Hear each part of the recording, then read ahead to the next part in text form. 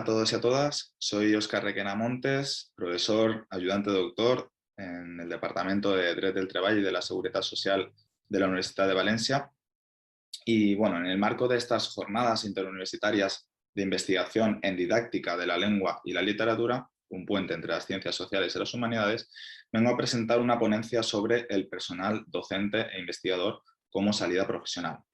Bien, en primer lugar, debo agradecer a los organizadores que me hayan invitado a ejercer como ponente en este marco y también, bueno, intentar justificar mi presencia hoy aquí. Entiendo que no solo se debe a la amistad que me une con una de las organizadoras, sino que también, bueno, así me lo indicó ella, por el hecho de que dentro de mi situación como profesor ayudante doctor y como investigador en el Departamento de Derecho del Trabajo y de la Seguridad Social, he venido indagando, investigando sobre la cuestión de los contratos predoctorales, que como veremos voy a centrar mi ponencia en esa cuestión.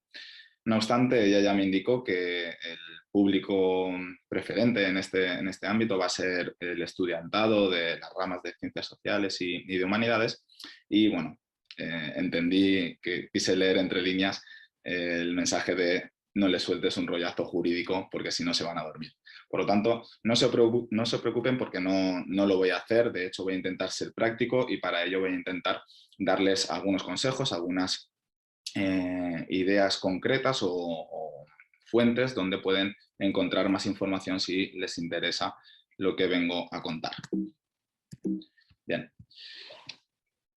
Mi ponencia la voy a estructurar en base a 4 objetivos, que son secuenciales. En primer lugar, voy a intentar dibujar cuál es la carrera académica, es decir, la carrera profesional de las personas que se dedican a la docencia e investigación en el ámbito universitario o en el ámbito de la investigación en general.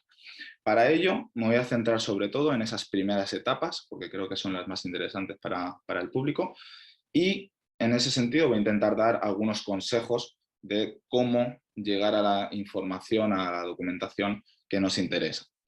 Para terminar, les indicaré algunas de las ventajas y de los inconvenientes de esta profesión. Pues bien, como ven, la carrera académica yo la titulo, aparto de aquí para que se pueda ver, lo dejo por aquí, yo la titulo como una carrera de fondo, como lo pueden ver aquí en la esquina superior derecha. Y es que, si bien podríamos empezar desde la beca de colaboración, que ahora indicaré que no es un paso necesario, pero sí conveniente, hasta llegar a la figura de catedrático, como ven en la parte inferior derecha, tenemos que superar distintas etapas y distintos requisitos. Pues bien, como les comentaba, yo empiezo desde la beca de colaboración porque creo que es el mejor paso, el primer paso que podríamos dar para ir orientándonos a esta profesión. Empezaríamos desde el grado, que muchos de ustedes se encuentran en esta etapa universitaria. Entonces, la beca de colaboración, como después detallaré, se puede realizar o bien en el último curso de grado o bien en el primer curso de máster.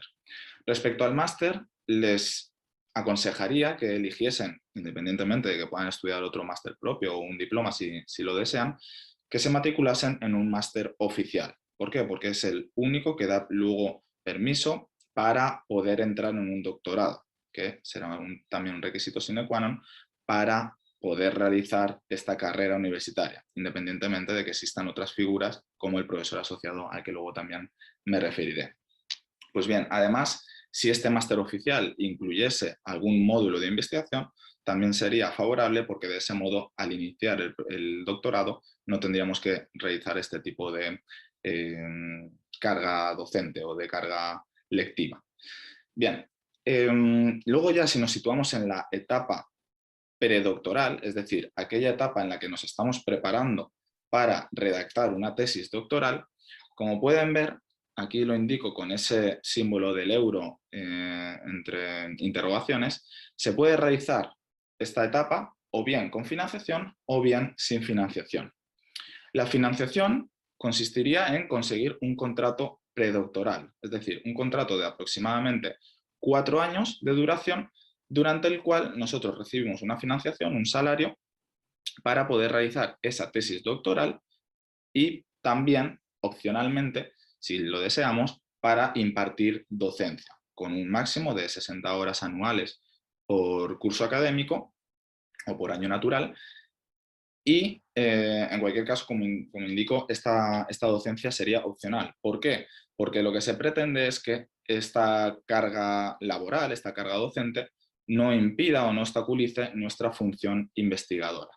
Pues bien, como ven, para realizar esta tesis doctoral con financiación será requisito el hecho de que nos matriculamos en el programa de doctorado a jornada completa, sin perjuicio de que también se pueda realizar a jornada parcial, pero en ese caso ya sin este tipo de financiación. Pues bien, siguiendo el recorrido, realizaríamos la tesis. Indico ahí la posibilidad de realizar estancias de investigación, no solo la posibilidad, sino también la conveniencia, porque además de que nos ofrecen méritos, nos amplían nuestra red de contactos y además también nos permiten en muchas ocasiones perfeccionar nuestros idiomas. Pues bien, en ese caso también se puede contar con financiación o también te puedes ir sin financiación, pero lo conveniente sería realizarlas con financiación. Y existen convocatorias de financiación tanto para personas con contrato predoctoral como para aquellas que no tienen ningún tipo de financiación o ningún tipo de contrato laboral específico para realizar la tesis. Una vez que nos acercamos a esos 3 o 4 años durante los que realizamos la tesis doctoral, nos toca el momento del depósito, es decir, de ingresar nuestra tesis doctoral en el repositorio de la universidad a la que pertenezcamos, y la defensa. Una vez que defiendes la tesis, ya te conviertes en doctor y por eso pongo ahí esos cuatro monigotes, se entiende que entras en la academia, entras en el mundo de la academia, entras dentro de tu rama de conocimiento en esa comunidad científica. ¿Qué pasa? Que una vez que defiende la tesis doctoral, tal y como está regulada la normativa laboral en este punto, nos enfrentamos a un abismo y es o bien ir directamente a cobrar el desempleo o bien conseguir una postdoctoral. Una postdoctoral, una ayuda postdoctoral que puede ser o bien por conversión directa y automática del contrato predoctoral, si es que nuestra convocatoria de ayudas lo prevé, y eso normalmente se hace cuando consigues leer o defender la tesis antes del tercer año, antes de que finalice el tercer año, o bien consiguiendo un contrato de acceso al SECTI. En mi caso, yo lo conseguí en la Universidad Rovira i Virgili de Tarragona, pero antes de eso, y por eso indico este tipo de curva así un poco traumática, por decirlo de alguna manera, antes de eso tuve que realizar la presentación de todo mi currículum a la ANECA, después me referiré a este tipo de institución, y mientras que se iba resolviendo esta acreditación, porque yo lo que buscaba es que me acreditasen como ayudante de doctor o contratado doctor o profesor de universidad privada, mientras tanto yo pude estar trabajando en 2 universidades privadas y bueno, pues por lo menos no estaba en el paro y iba cogiendo también experiencia, sobre todo en docencia, ¿no? Pues bien, una vez que yo conseguí, tras un concurso, esa plaza de contrato de acceso al sistema español de ciencia, tecnología e innovación, poco después, 6 meses después, salió a concurso una plaza de ayudante doctor, cuando yo ya había conseguido la acreditación como ayudante doctor, es decir, el acceso o la posibilidad de acceder a esta categoría profesional de profesor ayudante doctor, que es la que actualmente ostento. Pues bien, después de superar un concurso, se presentaron más personas, lo gané y actualmente ocupo, como les digo, esta plaza de ayudante doctor en la Universidad de Valencia. En principio, se dice que cuando consigues esta plaza ya has metido cabe, ¿no? en la Universidad de Valencia, o en la universidad en general. Pero esto no significa que después no existan caminos también un tanto complicados. ¿Por qué? Porque una vez que se supera esta fase de ayudante doctor, me gustaría indicar también un inciso. Hay universidades, sobre todo las más pequeñas, donde algunas de estas fases se llegan a saltar porque no existen personas acreditadas y candidatas a ocupar, por ejemplo, la plaza de contratado doctor, y si tú has conseguido ya la acreditación a contratado doctor, te podría saltar esta fase, pero no es lo común, ¿vale? Por eso intento detallar las distintas fases. Asimismo, me gustaría realizar el inciso de que eh, esta nomenclatura, estos conceptos que yo utilizo, no en todos los sitios son iguales. Y sobre todo, por ejemplo, en Cataluña, en lugar de, por ejemplo, la figura del ayudante doctor o del contratado doctor, existe la figura del profesor lector, que sería una mezcla entre una y otra. Simplemente lo indico para que después, si empezamos a buscar información, no nos lleve a confusión. Pues bien, para acceder a la figura de contratado doctor deberíamos superar otro concurso o oposición, y en ese caso la figura de contratado doctor ya genera un contrato indefinido. Ahora bien, se supone que la meta, cuando comienzas esta carrera académica, es la de llegar a ser profesor titular, ya que además de una mayor estabilidad y una mejor remuneración, pues te permite también el acceso al cuerpo de funcionarios. Esto puede ir cambiando con el tiempo, de hecho hay una tendencia a evitar esta tendencia hacia el conseguir la plaza de funcionario. De hecho, en Cataluña ya prácticamente no existe. Pero, bueno, como ven, les indico, ¿es esta la meta? Bueno, pues para algunos profesores será la meta, para otros aspirarán a conseguir la plaza de catedrático o de catedrática.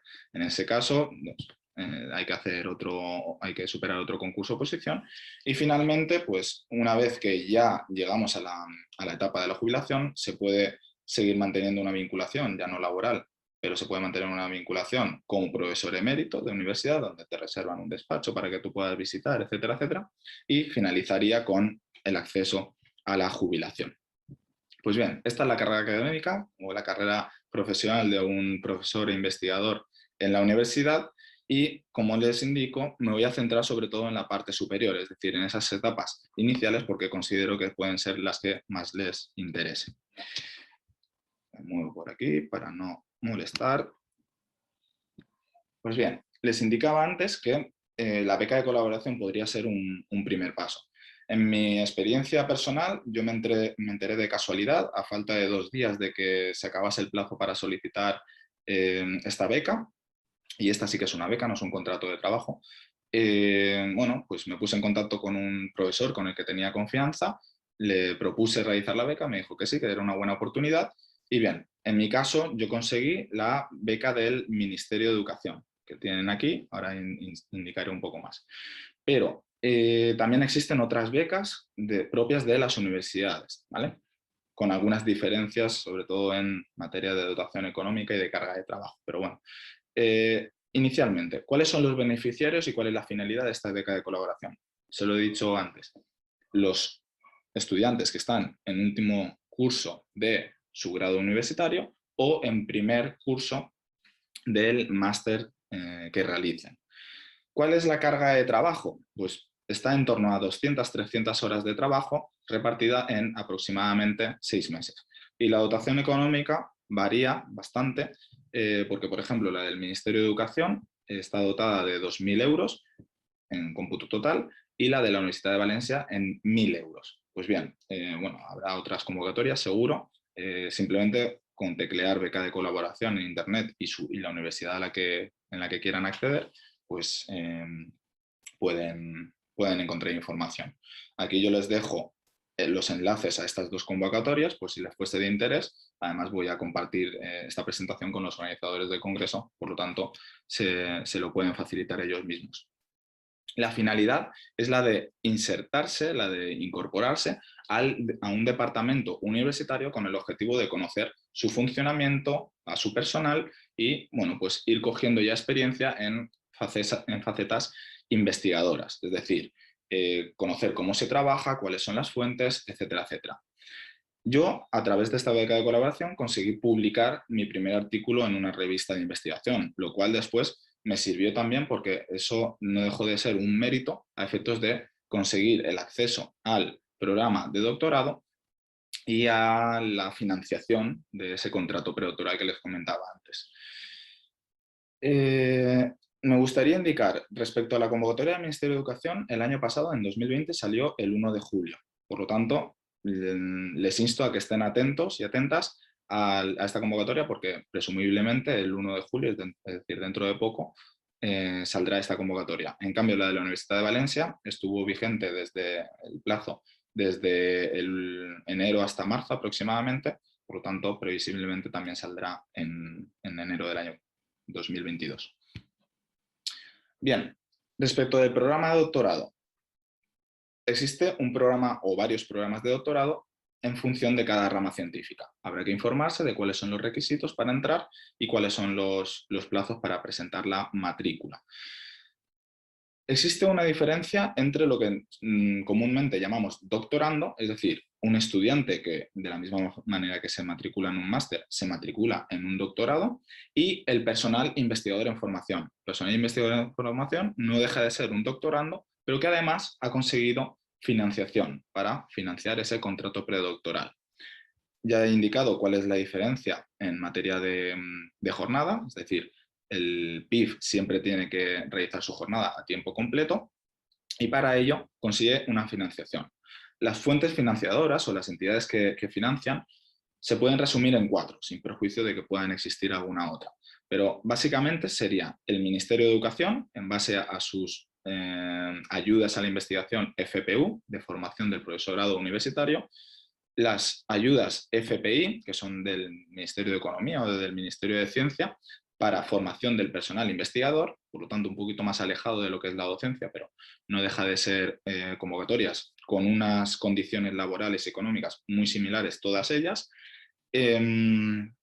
Estas ayudas de FPI se suele decir que son más a dedo, porque es cierto que el investigador principal del proyecto al que tú te adhieres tiene un mayor margen a la hora de decidir o de elegir quién entra o quién consigue estas ayudas, pero bueno, no deja de ser necesario la presentación de un buen currículum, como después indicaré. Después existen algunas otras convocatorias autonómicas. En la Comunidad Valenciana comúnmente se han llamado Vali+D, ahora se llaman ACIF, y bueno, y tradicionalmente se han diferenciado porque financiaban solo 3 años de contrato predoctoral, pero tras varias quejas ya lo han ampliado a 4 años recientemente. Y finalmente la convocatoria propia de cada universidad. Yo, por ejemplo, conseguí la de la Universidad de Valencia y era preferible en mi caso porque era más sencillo conseguir estancias de investigación que están relacionadas o conectadas con esta financiación al contrato predoctoral. Asimismo, porque las condiciones económicas, como les indicaba, no varían apenas. Y también porque la tramitación con la Universidad de Valencia me es más sencilla que, por ejemplo, con el Ministerio. En cualquier caso, lo importante es conseguir una financiación. Sea una, sea otra, si podemos elegir, pues ya veremos cuáles son los criterios que elegiremos. Pero lo importante es conseguir una financiación porque de ese modo tenemos un colchón económico para poder realizar una tesis doctoral. La regulación, insisto, no voy a entrar demasiado en ello, pero la encontraríamos en la Ley de Ciencia, Tecnología e Innovación, que es la Ley 14/2011, concretamente en los artículos 20 y 21, son los que regulan el contrato predoctoral, y esta ley está desarrollada en el Real Decreto 103/2019, que regula el estatuto del personal investigador predoctoral en formación. ¿Vale? Entonces, además de esta financiación al contrato predoctoral, como les indicaba, podemos conseguir otras financiaciones paralelas para realizar estancias de investigación. Estancias de investigación que además contarán después como mérito a efectos de poder acreditarnos a ayudante doctor, a contratado doctor, etcétera, etcétera. Además de la experiencia que nos da. Pues bien, tanto para entrar al contrato predoctoral como al mismo programa de doctorado, se utilizan unos baremos y en esos baremos será necesario aportar un buen currículum vitae, es decir, Un buen expediente académico es lo que más se suele valorar, la nota media de la carrera y del máster. También, si hemos publicado algún artículo de investigación o algún capítulo del libro, lo podemos presentar como currículum y también se valora. El hecho de haber disfrutado de esa beca de iniciación a la investigación o beca de colaboración, como la queramos llamar, los idiomas que podamos tener, etcétera, etcétera. Tendremos que ir a las bases de cada convocatoria y ver cuáles son los méritos que se valoran. Suele ser común también que se exija una memoria descriptiva del proyecto que queremos realizar, es decir, cuál va a ser nuestra línea de investigación y qué queremos estudiar o analizar durante nuestra etapa predoctoral. Y es también muy común y muy frecuente que se valoren los méritos de la persona que te va a dirigir la tesis doctoral, así como del proyecto de investigación en el que esa persona está. Por lo tanto, suele ser común el hecho de elegir a una persona con la que tú tienes confianza para poder realizar la tesis doctoral en un buen ambiente, y si esta persona consideramos que es posible que no llegue al máximo de nota de calificación a efectos de conseguir la financiación, elegir una segunda persona que ejerza como director y tutor o únicamente como director o directora para conseguir esa máxima puntuación en los baremos y de esa forma asegurarnos o tener más posibilidades de conseguir ese contrato predoctoral. ¿En qué consiste la tesis doctoral? Se suele decir que es como un trabajo de fin de grado o un trabajo de fin de máster, pero a lo grande. Y la verdad es que cuando empezamos a realizar un trabajo de fin de grado o un trabajo de fin de máster, no deja de ser nuestras primeras aproximaciones a realizar trabajos de investigación y a redactar o bien artículos o bien textos científicos en general, ¿no? Pues bien, es cierto que cada tesis doctoral tiene una extensión variable en función de la rama científica en la que nos movemos. Además, también su defensa o su forma de ser depositada varía porque, por ejemplo, en ciencias es muy frecuente el hecho de que la vayan publicando por secciones o fascículos, es decir, a partir de la publicación de varios artículos en revistas de prestigio. En cambio, en Derecho, por ejemplo, que es la rama en la que yo me muevo, solemos presentar unos tochos bien grandes como tesis doctorales y bueno, como digo, cambia en función de la rama en la que nos movemos. Si les indicaba antes que es necesario entrar en un programa de doctorado para después conseguir un contrato predoctoral, podemos entender también que existe un desfase o un desajuste, o puede existir un desfase o un desajuste entre uno y otro momento. Entonces, ¿qué pasa? Que en ese periodo nosotros estamos realizando la tesis doctoral y el resto de tareas de investigación sin financiación. Por lo tanto, es importante también, y esto es un consejo que les doy, que cuando se matriculen del programa de doctorado, cuando tengan pensado matricularse, que soliciten un certificado provisional como de que vamos a ser admitidos, porque de esa manera ese certificado lo podemos adjuntar a efectos de las convocatorias de contratos predoctorales y en principio se acepta. De ese modo evitaremos que haya demasiado desajuste, demasiado tiempo en el que estamos realizando las funciones que realizaremos posteriormente y además no estamos cobrando. Bien, respecto a la carrera universitaria ya hemos hecho referencia a cuáles son las etapas o categorías profesionales, por lo tanto me remito al póster que he mostrado antes, pero insisto, esa es posiblemente la carrera académica al uso, la más usual, pero existe en la ley de ciencia, en la ley orgánica de universidades, etcétera, etcétera, otras figuras, como por ejemplo la de ayudante, aunque está en fase de extinción o cada vez se utiliza menos. Bueno, pues existen otras figuras que puede ser que nos aparezcan en nuestra trayectoria. Bueno, simplemente para que lo conozcan, de la misma manera que también me gustaría al menos señalar cuáles son las principales agencias evaluadoras de nuestros méritos como docentes y como investigadores.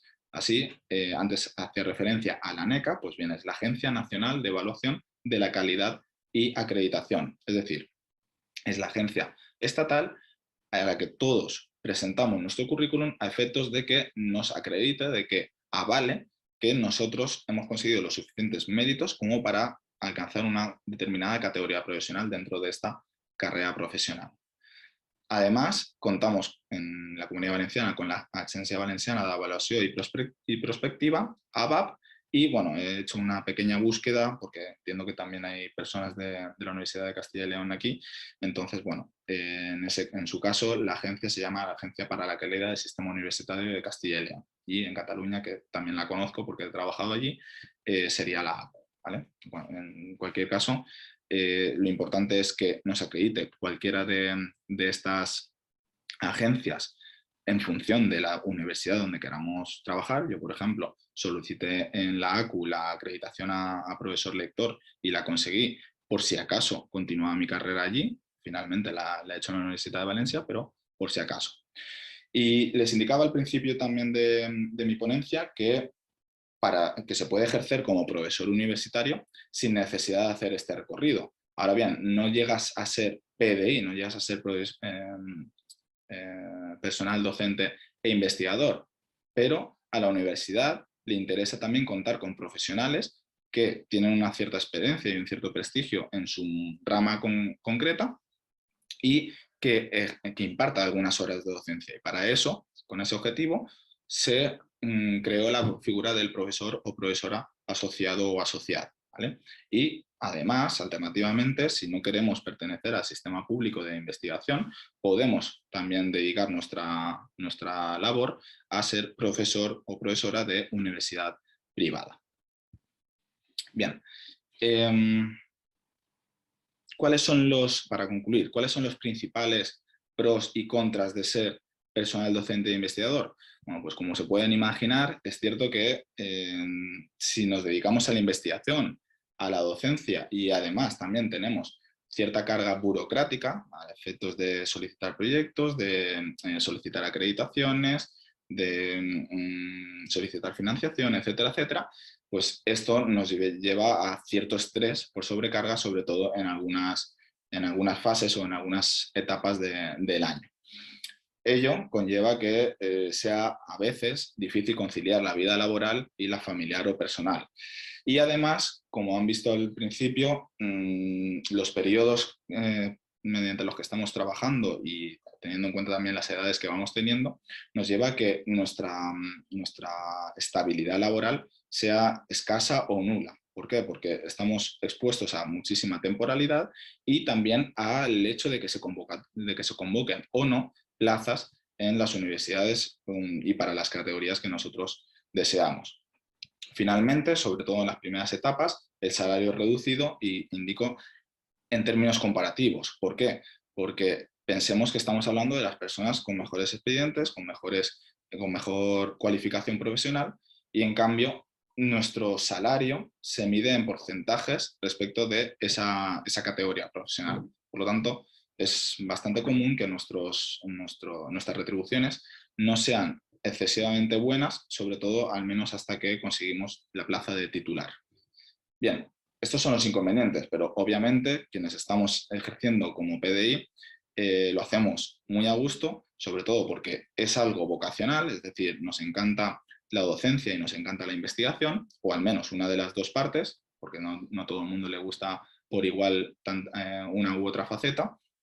Además, gozamos de una enorme libertad, tanto de cátedra como, sobre todo, investigadora, es decir, nos podemos dedicar a realizar las investigaciones sobre los temas que deseamos y esto también lleva a que tu satisfacción con el trabajo aumente. Además, a quien le gusta viajar, este trabajo nos permite realizar estancias de investigación, conocer lugares nuevos, mientras que continuamos trabajando, mientras que continuamos incidiendo en nuestras investigaciones. Por otro lado, nuestra satisfacción y nuestro orgullo aumenta, sobre todo cuando observamos que estamos aportando algo a la sociedad. No solo cuando impartimos docencia, porque ahí es muy fácil percibir el grado de satisfacción o de insatisfacción por parte del alumnado y también cómo van aprendiendo a una gran velocidad, sino también en base a nuestras investigaciones y en base a la transferencia de esos resultados que pueden tener un gran calado sobre la sociedad. En el marco en el que nos movemos ahora mismo con la pandemia, pues qué decir tiene de la importancia y de la relevancia que se puede hacer en investigación respecto del tema de las pandemias y demás, ¿no? Y finalmente, todo ello te lleva a estar permanentemente actualizado, de necesitar estar formándote tanto en un ámbito como en otro y sobre todo tener muy presente cuáles son las necesidades de la sociedad y en definitiva permite autorrealizarte. Si observamos la teoría de Maslow o la pirámide de Maslow, veremos que la autorrealización sería el máximo exponente, ¿no? en materia de satisfacción. Pues yo creo que con este trabajo eso se permite. Por lo tanto, mis palabras son de ánimo a quien se quiera dedicar a esta faceta. Les he indicado los inconvenientes, pero también cuáles son las ventajas. Termino esperando que estas jornadas sean satisfactorias para ustedes y que sean muy sugerentes. Estoy seguro de que será así. Y bueno, en definitiva, les dejo mi correo electrónico por si necesitasen o tuviesen alguna duda para que me la planteasen. Y finalmente les agradezco la atención y que tengan un buen día. Gracias.